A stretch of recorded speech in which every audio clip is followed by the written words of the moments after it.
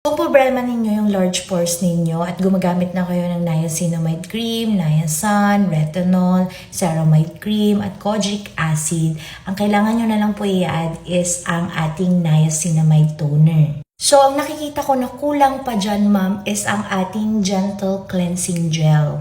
Kailangan gel-based siya kasi non-comedogenic, ma'am. Hindi na siya makakadagdag sa pag-clog ng pores mo.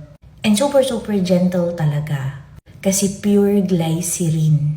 Then, you can use our toner. This is Niacera. Meron po siyang 6 types of ceramide.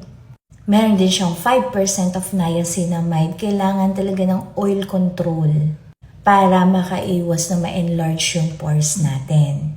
Hindi na ako gumagamit pa ng toner pads. Nilalagay ko na lang siya sa face ko. And then, ganyan lang. Very lightweight siya. Para kang walang mararamdaman. And kapag mainit yung weather, grabe, nakaka-cool siya.